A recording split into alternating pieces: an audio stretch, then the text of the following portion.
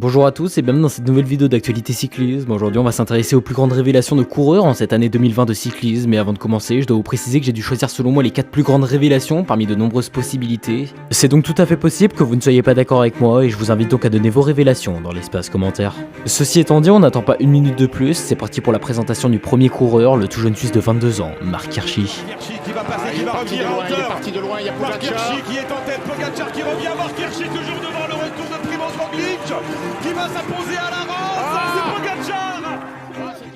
Le champion du monde espoir 2018, Marc Hirschi, a complètement explosé aux yeux du grand public sur le Tour de France 2020, là où il sera le seul dès la deuxième étape à pouvoir suivre l'attaque de Julian Alaphilippe dans le col d'Èze, où il réalisera ensuite un numéro et une échappée solitaire de plus de 100 km sur la 9ème étape pour finalement se faire reprendre et battre par Tadej Pogacar dans le sprint final avant la consécration à Saran où il remportera cette fois encore en solitaire sa première victoire sur un grand tour.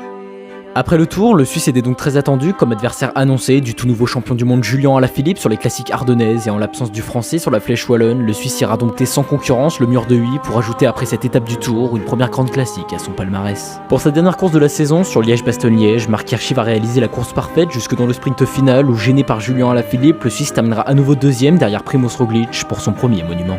Quelle saison 2020 donc pour Marc Hirschi qui aura été selon moi une énorme révélation cette année, également 3ème des championnats du monde à Imola, super combatif du tour et vainqueur de sa première flèche wallonne à seulement 22 ans. Une chose est sûre, ce coureur sera à surveiller dans les prochaines années.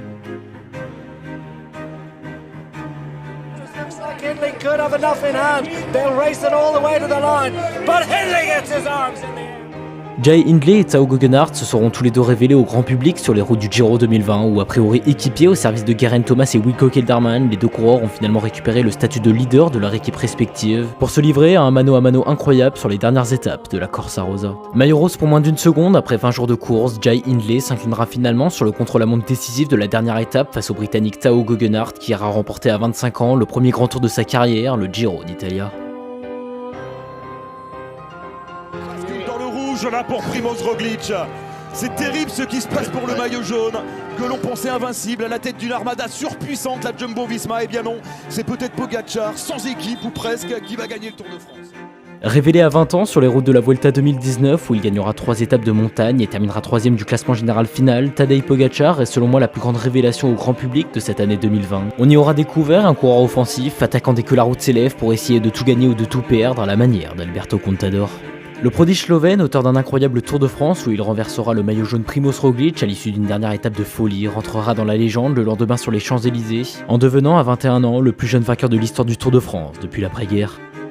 Selon moi, Tadej Pogacar pourrait peut-être bien devenir un des plus grands coureurs de tous les temps, mais il devra d'abord confirmer en 2021 et pourquoi pas à 22 ans remporter déjà sa deuxième grande boucle.